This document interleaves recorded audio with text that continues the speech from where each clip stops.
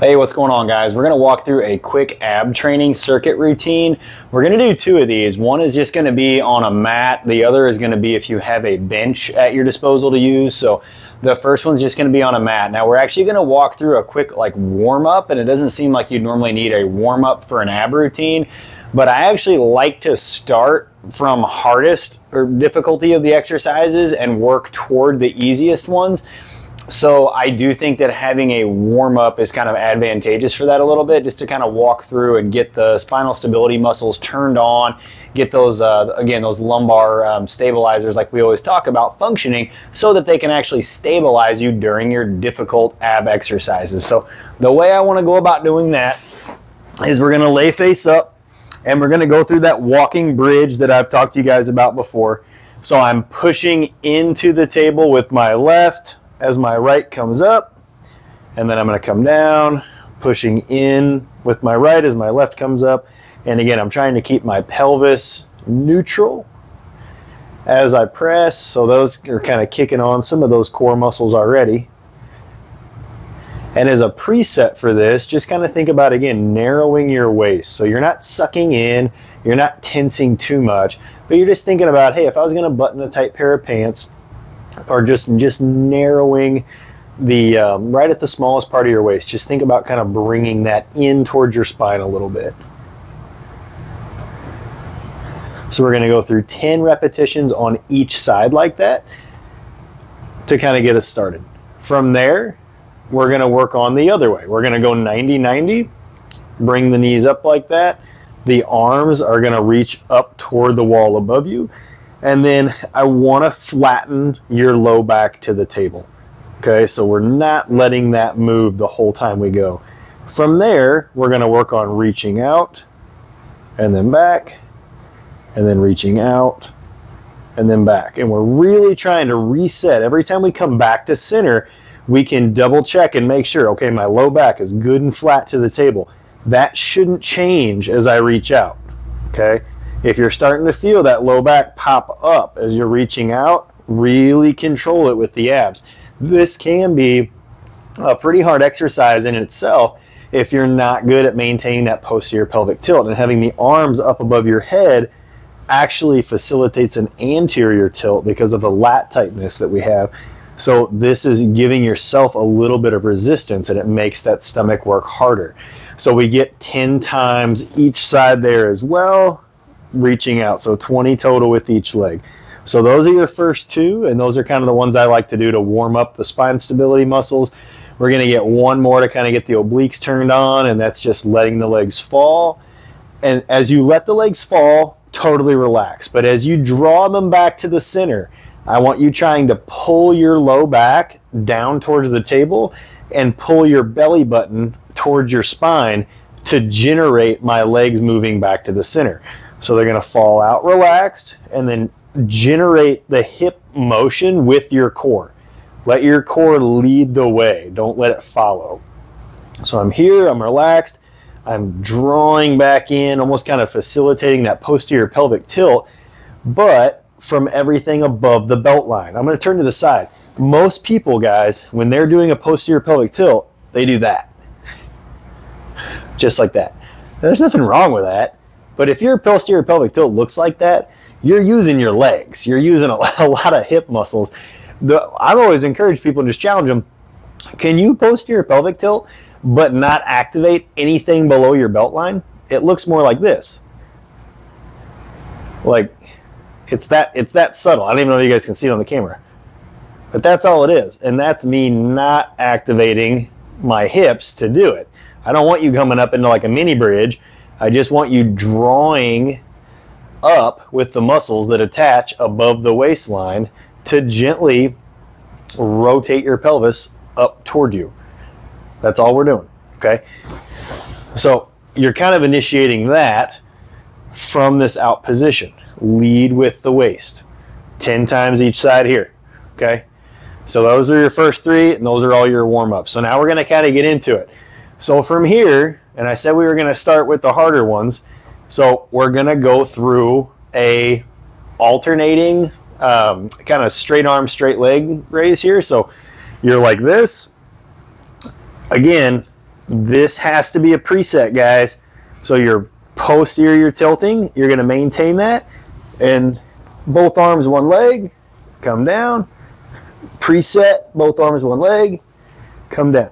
Tuck, up, and down. 15 reps here on each side, 30 total.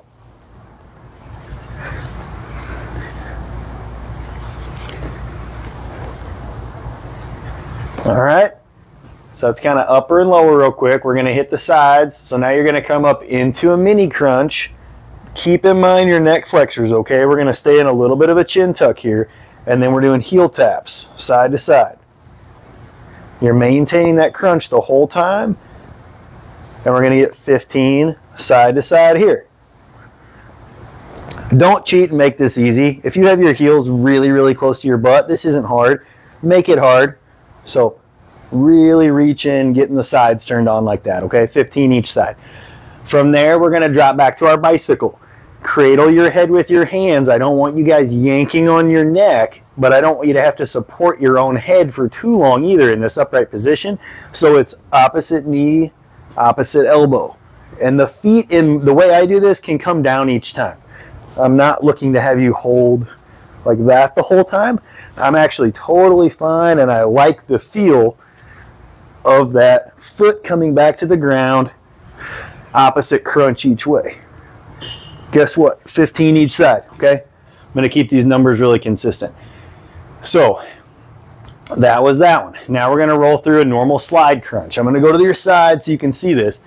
Palms are on your thighs, and you are thinking about rolling up segment by segment from the back of your neck all the way down, okay? And we're not going to try to do a full sit-up. We're just coming to where the hands get to the top of the knees. Always, and I should have said this before now, you are breathing out during the hard portion of the crunch or as you are shortening the muscles. We're going to be breathing out. You can't contract your abs well with full lungs of air, okay? It just doesn't work very well. So think about breathing out as we're trying to draw the stomach together. So from here, palms are on our thighs. We're going to slowly breathe out, slide up and hold for one, and then back down. Breathe out, slide up and hold, and then come back down. Really think about curling up segment by segment as we go through this. 15 reps again. Just like that. From there, take your hands, slide them underneath your butt, and this is going to be basically like, so I don't like to have my legs go fully straight on this. If that feels fine to you, that's fine. But I'm going to start them bent like this, and I am trying to actually, I'm okay with you using your arms a little bit to put pressure into the table, but my goal is to bring my knees up towards my shoulders pretty much as far as I can. And I don't want to, I want to actually get trunk flexion. I don't want to stop here. Okay, and that's where a lot of times when you guys see people hanging on those captain chairs and they're just doing to 90, well, you're working your hip flexors a lot, but really from here to here is where you actually work your abs and you actually shorten your thorax or flex your thorax to where we're getting that involved. So you're here, hands are right underneath your butt, and why is that? That's to facilitate that posterior pelvic tilt. I never really hear people talk about that, but you want to have your hands under here at the very tips of your butt, like at the very bottom, to facilitate that posterior pelvic tilt, and you should not let that fall. If you're here, that's part of the reason I don't have you come all the way down, and you're popping out of that posterior tilt into an anterior tilt, that we're just getting way too much hip flexor activity, and it's kind of hard on your low back. So keep your hands here. I'm fine with that. Keep that low back flat to the table like we always should, and we're going to be rocking from here, and then we're going to, so draw down, facilitate that, and then roll up, and then nice and slow back down. Okay, preset into the table with the low back, draw up, preset, draw up. Now, if you get really good at these and you're comfortable doing it, you don't really have to make that pit stop with your heels back to the table. But I would, again, encourage you to not necessarily come all the way out with your legs. You can see what I'm doing. I just kind of leave them hover, But there's nothing wrong with every time going back and doing that preset to make sure that you're not popping up in between. Otherwise, this is how I do it. And then if you want a little extra, you're lifting at the top.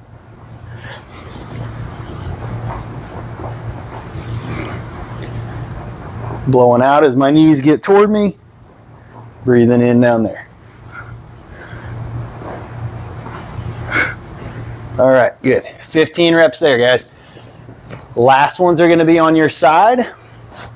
So we're here.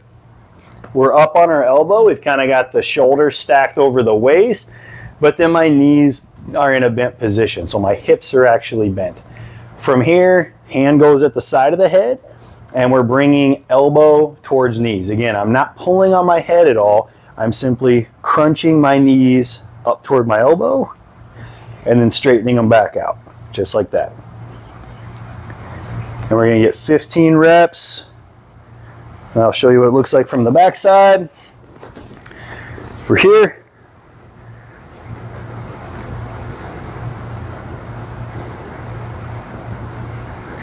$15 reps just like that.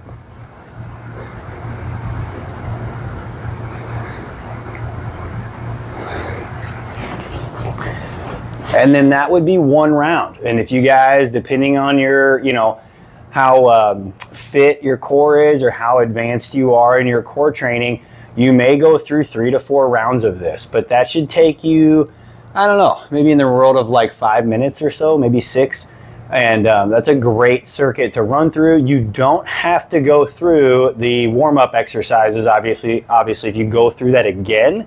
So if you're going to go through it again, just jump right back into where we started with the straight leg, straight arm as they're coming together there, that fourth exercise.